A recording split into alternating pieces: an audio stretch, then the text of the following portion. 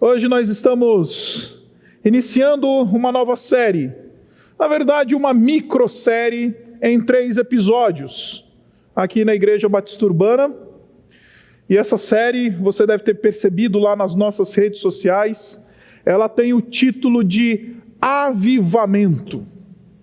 Vai aparecer aqui na tela para você, Avivamento. Nós queremos conversar com você à luz da palavra de Deus, tentando chegar numa definição do que seja verdadeiro avivamento. Queremos quebrar alguns paradigmas, sim.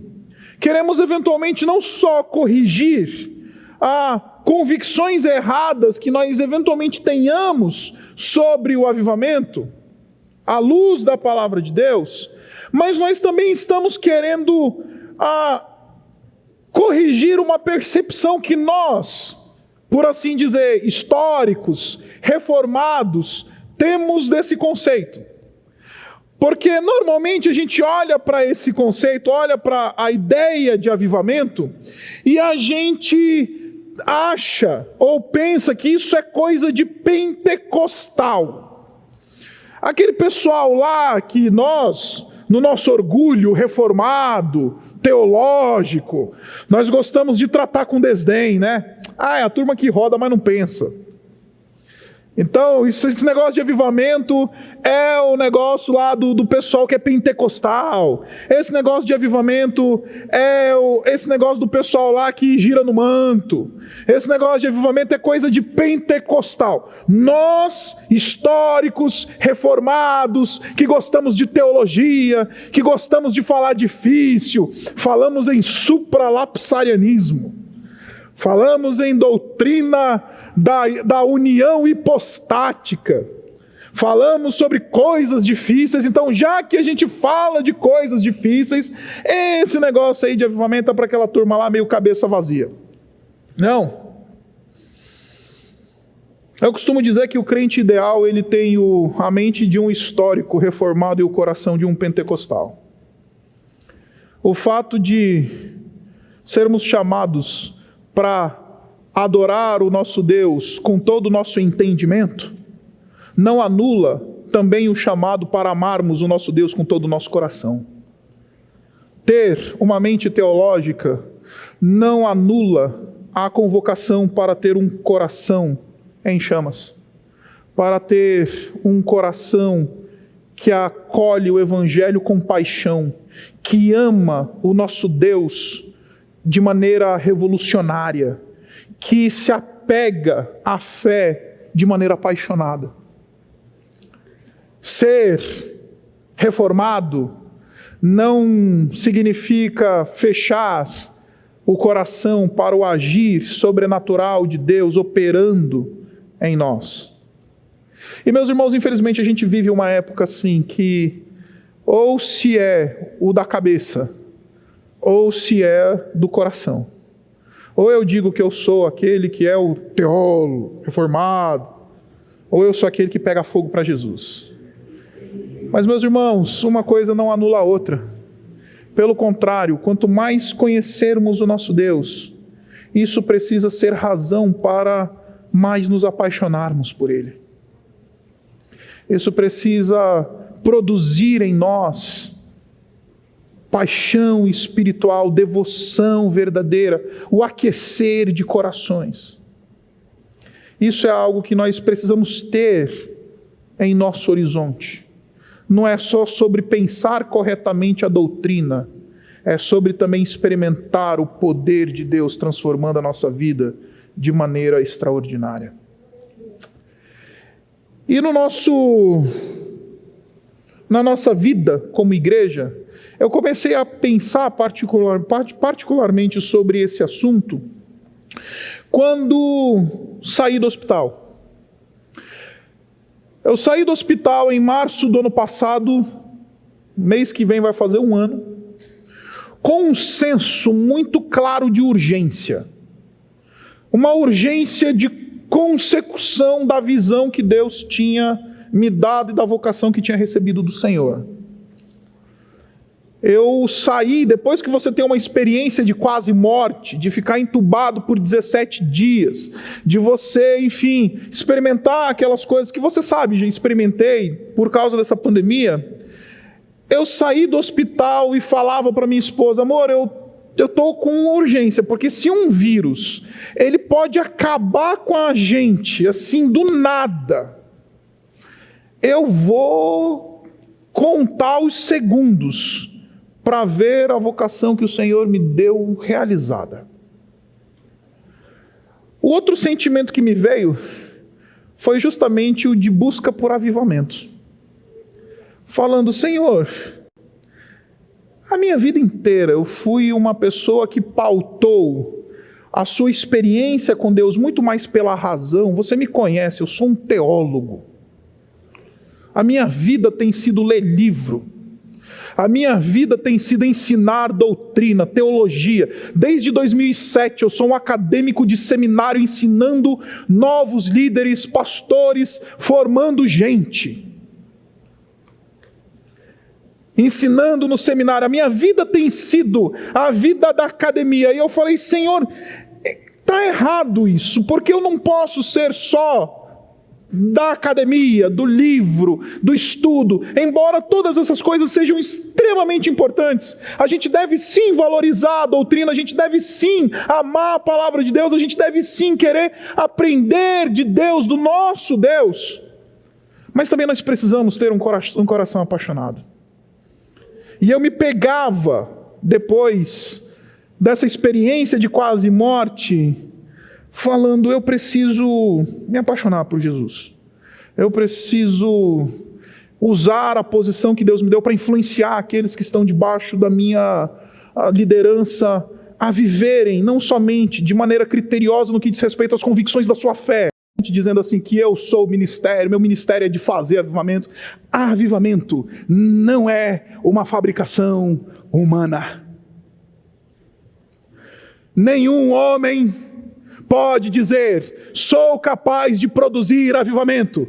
Mentira! Porque na Escritura, avivamento é uma obra operada somente pelo Espírito de Deus. Só o Espírito de Deus tem poder para colocar corações em chamas. Só o Espírito de Deus tem poder para aquecer novamente os nossos corações. Só o Espírito de Deus tem poder para dar nova vida àquele que está morto em seus delitos e pecados. Só o Espírito de Deus pode fazer com que um povo dentro de um contexto possa se levantar em nome do Senhor para o Evangelho, pelo Evangelho, fazendo obras que impactam o seu ambiente. Só o Espírito de Deus pode fazer isso.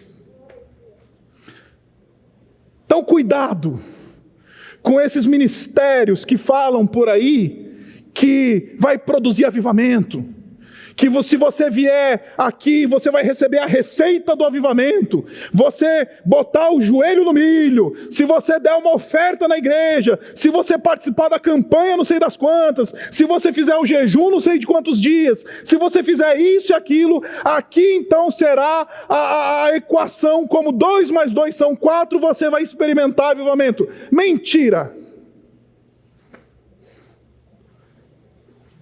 Avivamento depende tão somente da ação de Deus, do Espírito de Deus.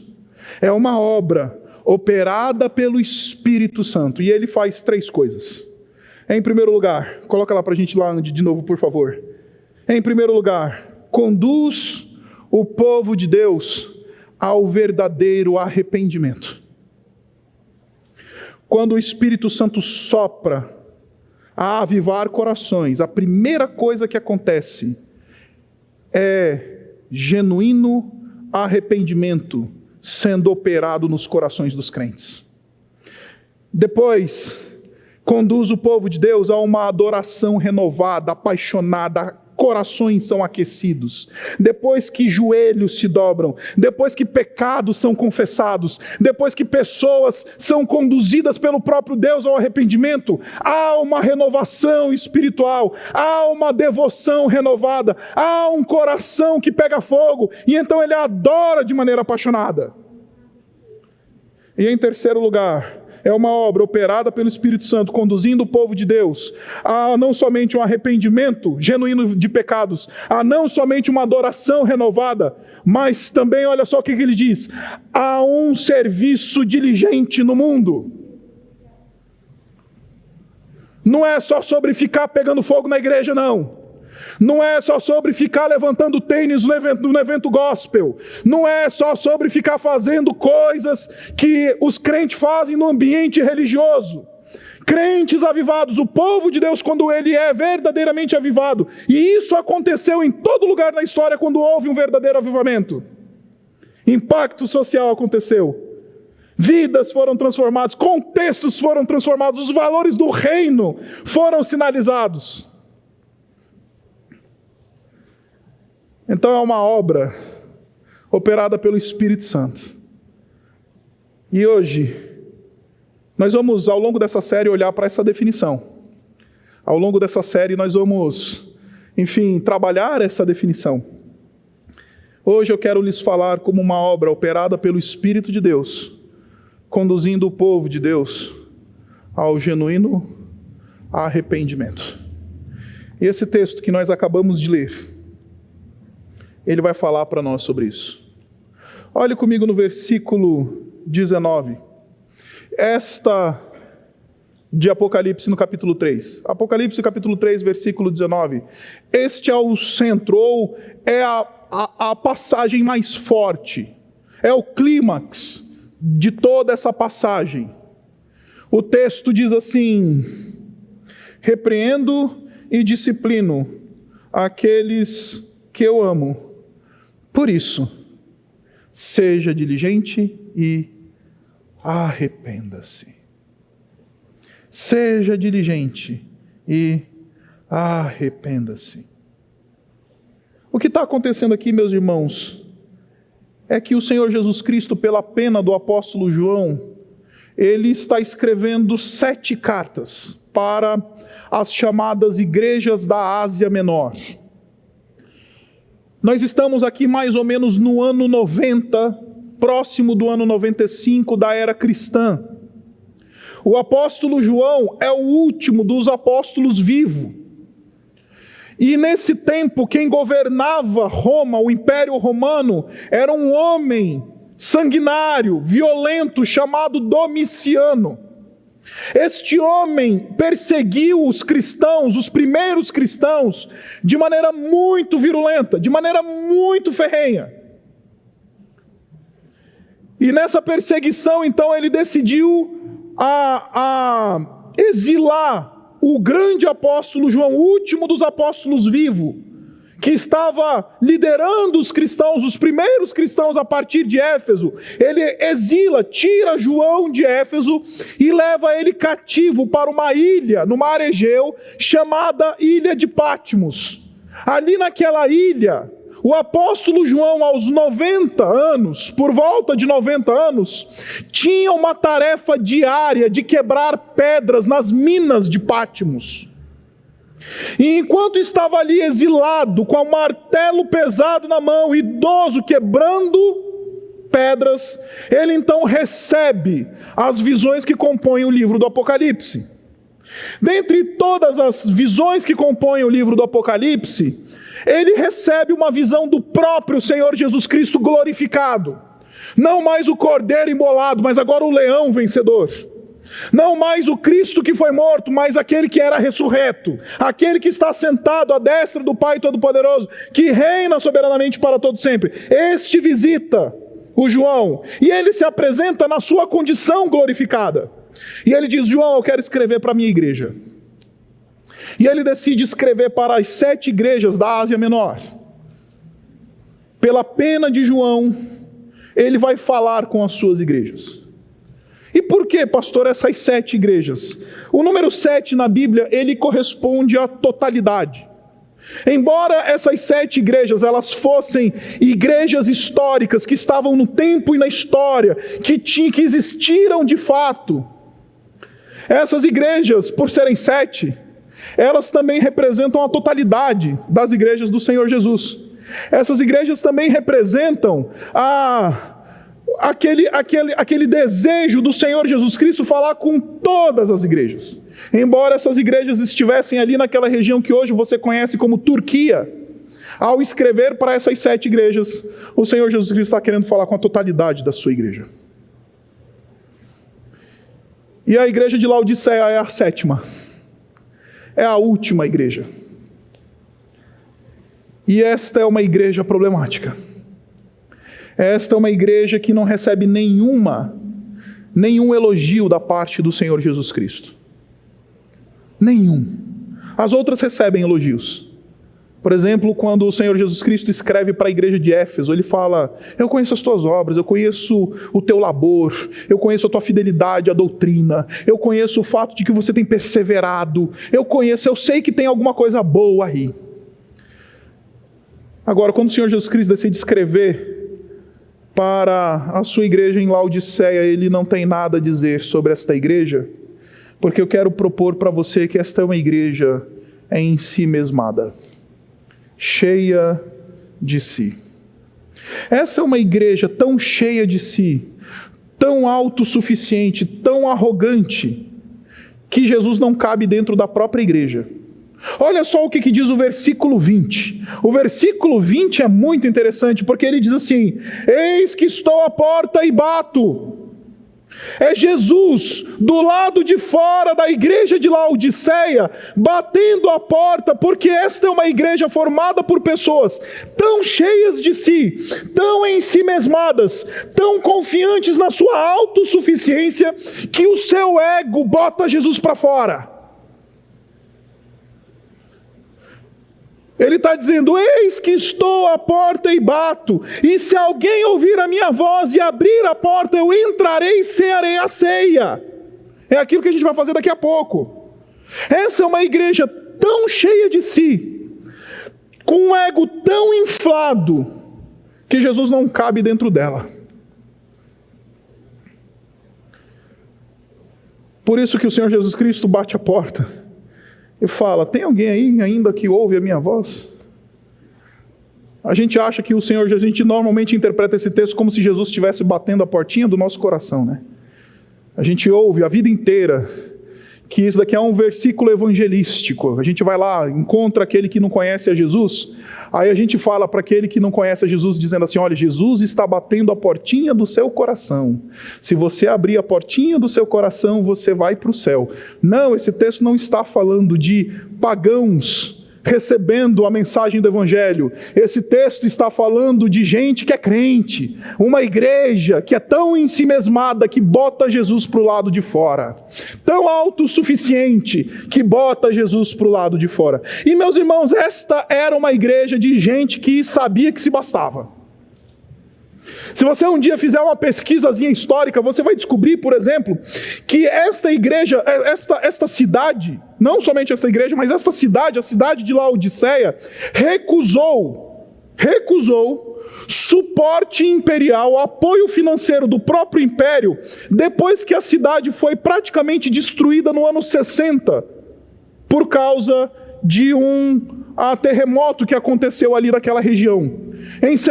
No ano 60 da era cristã, um terremoto devastou a cidade de Laodiceia. Não somente a cidade de Laodiceia, mas toda aquela região ali. Como disse, hoje você conhece como o miolinho ali da região que você conhece de Turquia, o país da Turquia. E aí, aqueles homens ricos, aquela sociedade rica de Laodiceia, virou para o imperador e falou assim: não, obrigado, está tudo bem, a gente consegue reconstruir a nossa cidade pelos nossos próprios meios. Nós não precisamos da Bolsa Império. Nós não precisamos, nós temos recursos o suficiente para reconstruir as nossas casas, reconstruir os nossos prédios, reconstruir a nossa cidade sem um tostão imperial. A cidade de Laodiceia é o berço daquilo que a gente chama de mercado financeiro. A cidade de Laodiceia foi uma das primeiras cidades do mundo a desenvolver um sistema bancário, por exemplo, a desenvolver um sistema de especulação financeira. os bancos de Laodiceia, o mercado de Laodiceia, a vida financeira, o ouro de Laodiceia, extravagante, era conhecido em todo o mundo greco-romano. O povo era rico, não somente rico, mas abastado. Não é só ter boa condição, é que está sobrando. Aquilo que a gente chama de SP500, carteira de investimentos, etc e tal, Ibovespa e tudo mais. Isso daí encontra os seus primórdios com o sistema financeiro cultivado ali em Laodiceia. A cidade de Laodiceia também era conhecida pela sua escola de medicina. Era um grande centro médico do mundo da Ásia Menor. Então não só bastava ser rico, né? Também era um pessoal que tinha tratamento médico.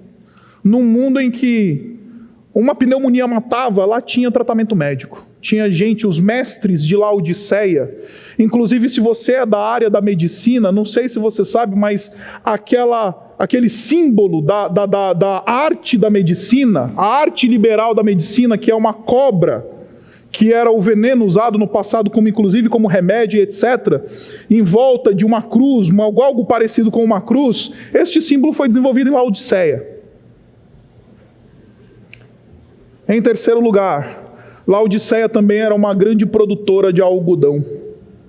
Fez fortuna exportando algodão para todas as cidades ali do Império. Hierápolis, Colossos, Éfeso, Tarsis e tudo mais.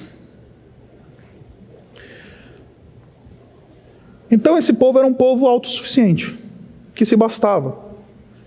Não precisava de Deus. Inclusive é assim que esta própria igreja se vê. Olha só comigo como é que eles se autoavaliam. Olha a autoavaliação desta igreja. A autoavaliação desta igreja é: você diz, é Jesus falando com esta igreja, estou rico, adquiri riquezas. E de fato esse povo tinha ganhado dinheiro mesmo, gente.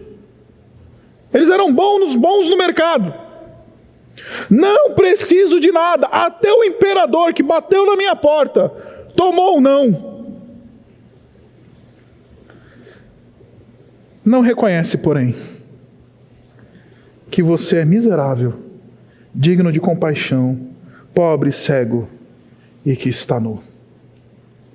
E meus irmãos, isso daqui é uma coisa muito, muito interessante, porque não é só uma incapacidade de se autoavaliar que nós encontramos na igreja de Laodiceia. Quando o Senhor Jesus Cristo vira para esta igreja tão autossuficiente e fala assim: arrepende-te, o Senhor Jesus Cristo está falando de Marte para esse povo. Por uma razão muito simples, meus irmãos, porque arrependimento é algo absolutamente antinatural a nós. Arrependimento, uma autoavaliação que nos coloca em xeque, uma autoavaliação que diz assim: eu acho que eu estou errado mesmo. Uma autoavaliação que olha para dentro do coração e se coloca em xeque e diz: espera aí, eu acho que eu vou dar o benefício da dúvida aí para minha esposa, porque eu acho que eu estou errado mesmo. Isso daí para o autossuficiente, isso daí para mim e para você, meus irmãos, é Marte. É antinatural arrepender-se a nós. A gente não sabe se arrepender. Inclusive, precisamos do próprio Deus para que Ele nos conduza ao arrependimento. Coloca o dedo aí em Apocalipse no capítulo 3, vá comigo para Romanos, capítulo 2.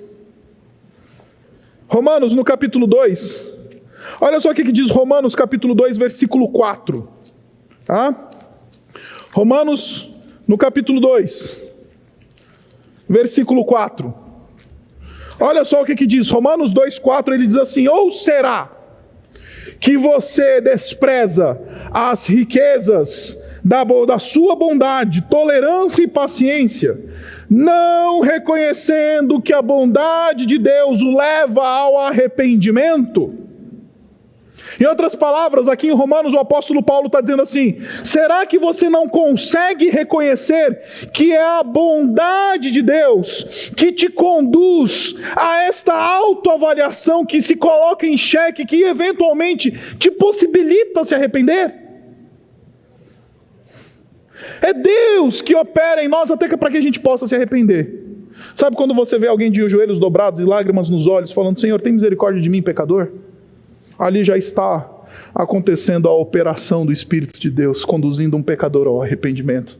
Porque é a bondade de Deus que nos conduz ao arrependimento. Porque arrependimento é antinatural a nós. A nossa natureza pecaminosa, que herdamos de Adão em seu pecado original. Como nós somos avessos a esse movimento do arrependimento. Como é impossível se arrepender. Como é difícil chegar no arrependimento. Essa semana eu precisei pedir perdão para minha esposa. Gente, que difícil. Porque não dava para dar desculpa. Eu tinha que falar assim: meu amor, me perdoe.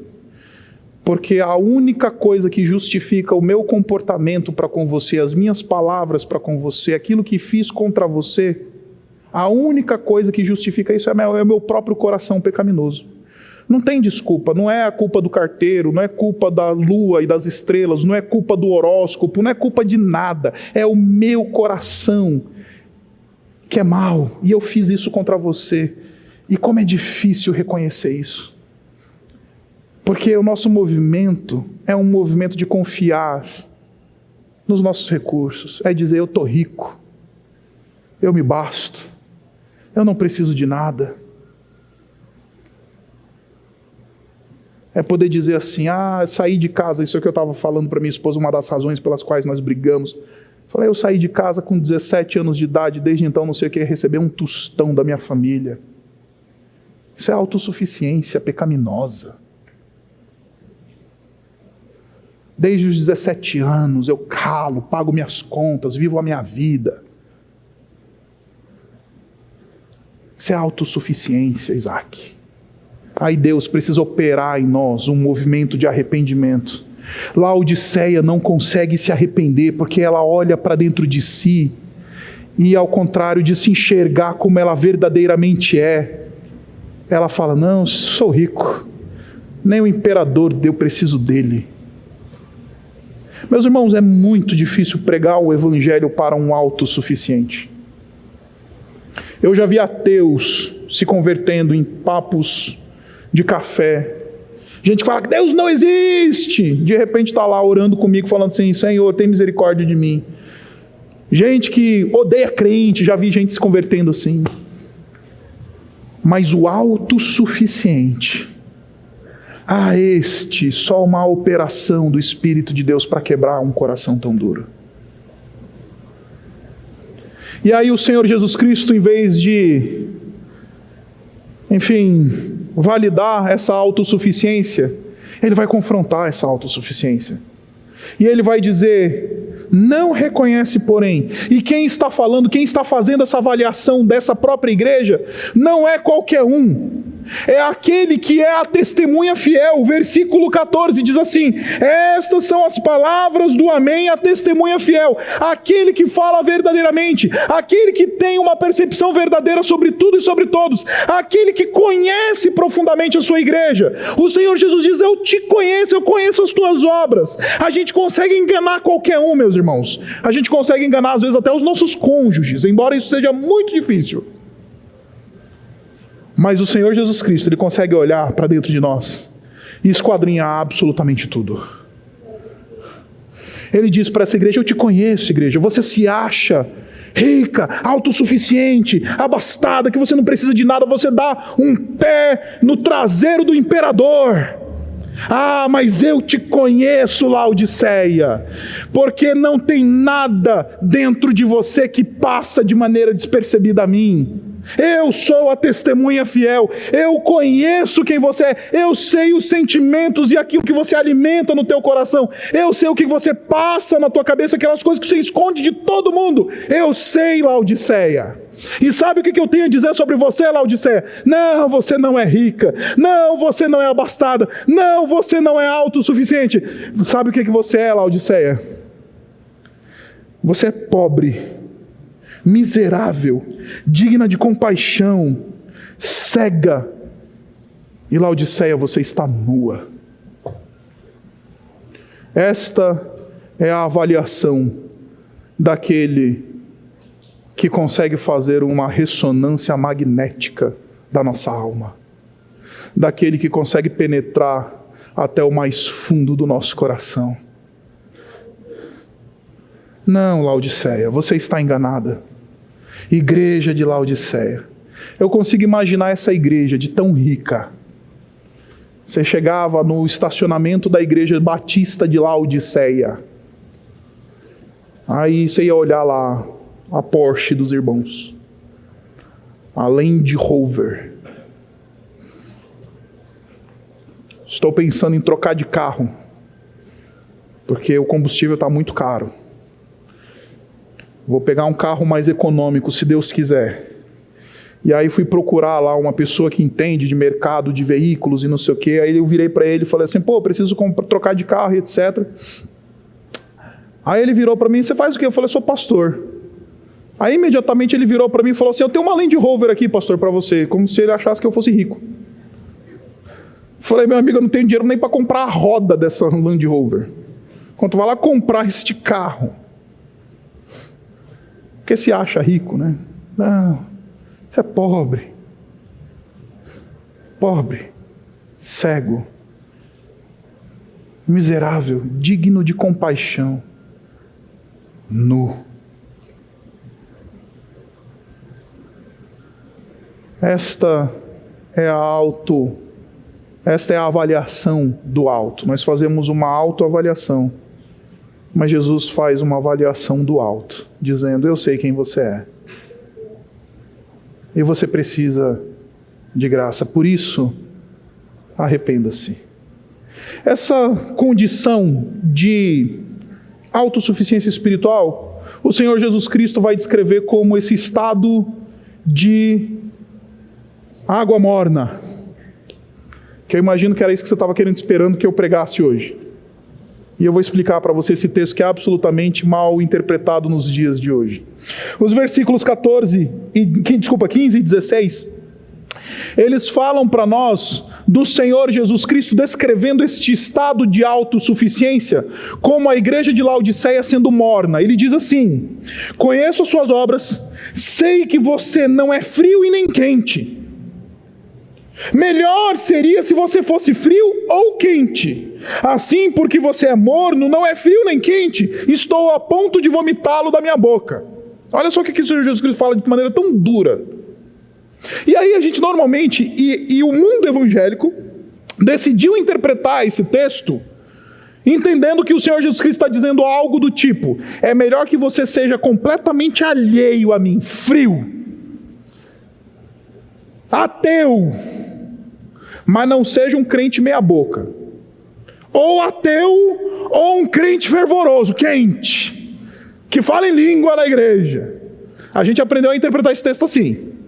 Eu lembro que a primeira vez que eu vi alguém ensinando esse texto, eu vi o pastor lá, o líder, falando assim, olha, Jesus está dizendo que é melhor que você seja completamente distante, alheio, nem põe o pé na igreja, vai para o parque no domingo, do que você ser lá aquele mais ou menos. Não é isso que o texto está dizendo.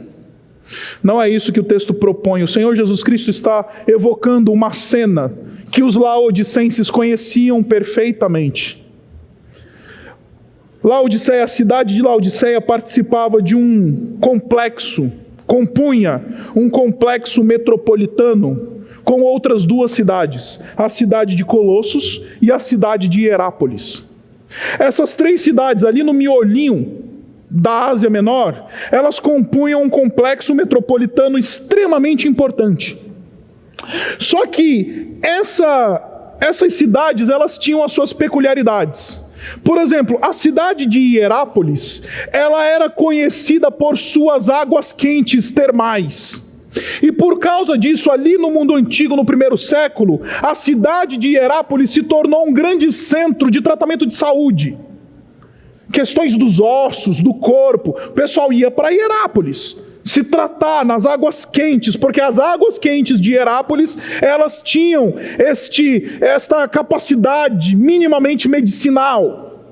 Hierápolis era um lugar de cura por causa das suas águas quentes. E Colossos, ao contrário de Herápolis, ela era conhecida por causa das suas fontes de água frescas, límpidas, as suas nascentes límpidas e frescas, que inclusive irrigavam toda aquela região, as plantações de toda aquela região eram irrigadas pelos aquedutos de Colossos. Se um dia você fizer uma viagem à Turquia, não vá só andar de balão, não. Procure as ruínas de Colossos e você vai descobrir os achados arqueológicos dos aquedutos construídos pelos romanos que irrigavam toda aquela região com água fresca. Só que tinha um problema. Visto que a água que era bombeada de Colossos até Hierápolis pela via do aqueduto, essa água, especialmente no período do verão, quando saía fresca de Colossos, chegava ali 20 quilômetros mais ou menos distante em Laodiceia morna, por causa da tubulação de pedra da antiguidade por onde essas águas passavam. E então a cidade de Laodiceia era conhecida por uma cidade de águas mornas. A cidade onde não tem uma aguinha fresca para tomar na época do calor mais intenso, porque você vai lá no aqueduto tirar uma água, a água chega morna.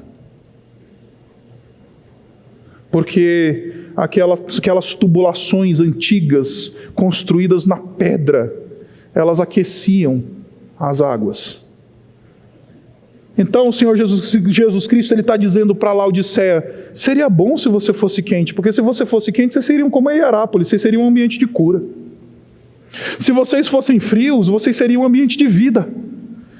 Vocês iam matar a sede das pessoas, vocês iam fertilizar terrenos, vocês iam ser úteis. É isso que o Senhor Jesus Cristo está dizendo. Quer fossem quentes, quer fossem frios, vocês seriam úteis. Mas o problema de vocês é que vocês se vestiram na sua autossuficiência, botaram o meu filho para fora, e agora vocês vivem uma vida absolutamente inútil do ponto de vista espiritual.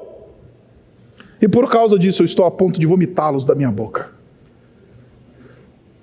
Por causa disso eu estou a ponto de colocar vocês para fora da minha boca. Eu não suporto esta espiritualidade autossuficiente. Não é porque está na igreja que Jesus aceita. Tem coisas que acontecem na igreja, tipos de espiritualidade que a gente cultiva, que vão produzir asco no Senhor Jesus Cristo. É água morna na boca de Jesus. Água morna na boca de Jesus. Quando eu era garoto, até hoje, o meu bolo favorito é o bolo de cenoura com cobertura de chocolate. Então, se um dia você quiser agradar o pastor, já sabe. Isso foi uma piada, tá? Mas eu lembro que quando eu chegava na casa da minha avó, a minha avó sabia disso, ela normalmente me recebia com aqueles quitutes. Porque você sabe que tem um ditado, né? O ditado diz, pais educam, tios deseducam, avós corrompem. Então esse é o ditado. E é verdade isso. Em alguma medida isso é verdade. Então, o que acontece? Eu ia para casa da minha avó, não tinha regra. Comer doce antes do almoço, pode. Trocar as refeições pela porcaria do enlatado, pode, tá tudo bem. E minha avó me recebeu um belo do dia, sabendo que eu gostava, gordinho, né? Sabia, falou, filho, tem um bolo de cenoura com cobertura de chocolate para você. Eu falei, sim senhora. Cadê? Vou nem esperar. Não, filha, sobremesa. Não, vamos comer agora. E aí comecei a comer o negócio com uma vontade que minha avó olhou e falou assim, é melhor você não comer muito, que senão você vai passar mal. Aí, dito e feito, a boa sabedoria, né? Não é à toa que o próprio Evangelho vai dizer que digna de honra são as cãs, a sabedoria. E aí, não deu muito tempo, chega eu para minha avó, ai vó, tô com dor de barriga, tô enjoado. Filho, comeu muito. É muito bolo de cenoura. Espera aí que eu tenho um remedinho para você. Aí ele ia lá, não existia micro-ondas na época, era o bule mesmo. botava uma aguinha no bule, não deixava ferver, 2 pitadinhas de sal, bota no copo, e ela falava assim, vai para o banheiro e toma no guti-guti-guti. Era a primeira golada, a segunda golada, tudo que estava fazendo mal dentro de mim voltava. É assim que Jesus percebe uma igreja autossuficiente, um povo autossuficiente. Estou a ponto de vomitá-los da minha boca. Então a pergunta que se levanta então, o que é este arrependimento então desta autossuficiência, pastor? Já que o versículo 19 está dizendo assim, repreendo, e ele está repreendendo essa igreja de maneira muito dura, e ele está disciplinando essa igreja de maneira muito dura. Ele está dizendo assim, por isso seja diligente e arrependa-se. A pergunta que se levanta é, o que significa arrepender-se? O versículo 18 responde. 3 movimentos. Primeiro, versículo 18, compre de mim ouro refinado. Jesus tocando na história dos Laodicenses, sabe os bancos com seus ouros? Jesus diz, não, a tua riqueza espiritual verdadeira não está fundamentada no teu mercado financeiro. Embora ganhar dinheiro seja importante, pagar as contas seja importante, mandar os nossos filhos para boas escolas é importante. Sim, essas coisas são importantes. Mas o que o Senhor Jesus Cristo está dizendo quando Ele diz, compre ouro de mim refinado, e ouro refinado, Ele está evocando a metáfora veterotestamentária, especialmente do livro de Isaías, em que o ouro refinado é uma metáfora para uma adoração que não está contaminada. É um coração devotado tão somente ao Senhor, que não aceita competição pela nossa devoção dentro de nós. Deus diz, eu sou o seu único Senhor, eu não quero ser o primeiro de muitos. Deus, quando Ele diz, amarás, pois, o Senhor teu Deus de todo o teu coração, ouve, pois, Israel, nosso Deus é o único Senhor. Deus não está dizendo, eu quero ser o primeiro de muitos. Ele está dizendo, eu sou o único, eu quero ser o único na tua vida. Em outras palavras, Ele está dizendo que o teu coração, se você se arrependeu de verdade da tua autossuficiência, que não haja nenhuma competição ou nenhum competidor à altura de Deus pela tua devoção. Isso é ouro refinado. E meus irmãos, isso pega para a gente, pelo menos para mim isso pega bastante. Porque já faz algum tempo que eu ando perguntando para Deus se eu amo mais a minha filha do que eu amo a Ele. Eu falo, Senhor, eu acho que eu estou amando mais a Antonella do que a Ti. E isso me dá um medo, uma paura que você não tem ideia, Deus. Eu falo, por quê? Porque se eu estou lendo a Bíblia direito, quando o Senhor trata a idolatria, ou o Senhor tira essa idolatria da gente, tira o ídolo, ou o Senhor entrega o idólatra a cada vez mais idolatria. E a minha filha, se ela for amada como um Deus, ela vai viver uma vida miserável, porque eu vou depositar a expectativa sobre ela que só Deus pode suprir. Ela precisa ser amada como filha, não como Deus. Minha filha será a mais miserável de todos os seres humanos, se ela for amada pelos seus pais como Deus. Senhor, tem misericórdia de mim, porque eu estou vendo no meu coração aqui uma competidorazinha de 10 quilinhos, mas que ela tem o poder de me roubar, de roubar a fidelidade que eu devo só a Ti, a ela. Senhor, cuidado comigo, Senhor. Me ajuda a amar minha filha como filha, não como Deus, porque senão ela vai viver uma vida miserável. O meu relacionamento com ela vai ser absolutamente destroçado. Me ajuda a comprar ouro fino, ouro refinado. Me ajuda a não ter nenhum competidor, Senhor, pela minha devoção. Que aquilo que eu entrego somente a Ti, seja entregue somente a Ti. Me ajuda a amar minha filha como filha. Porque se ela for amada como Deus, eu vou acabar com a vida dela. Eu vou depositar sobre ela expectativas que só Deus pode suprir. Ela nunca vai conseguir suprir essas expectativas.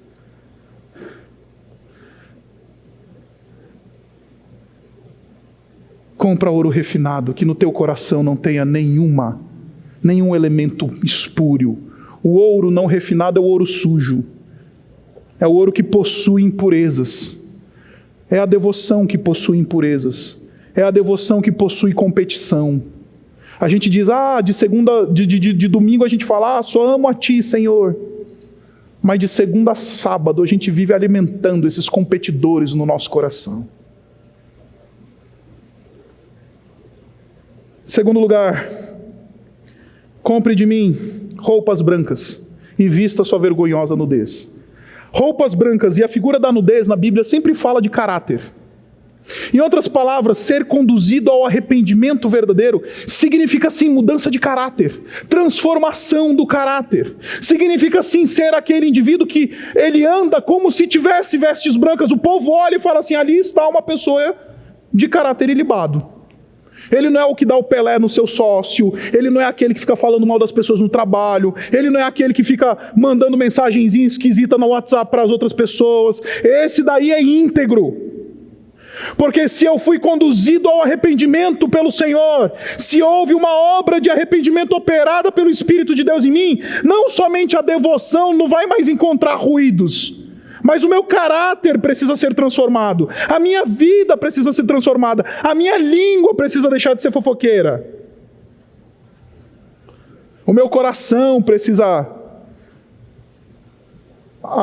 amar a integridade. O Senhor ama aqueles que têm um coração reto, diz o salmista. O Senhor ama profundamente aqueles que pagam o preço da piedade. Quando está todo mundo dando Pelé no imposto de renda, eu vou lá e pago.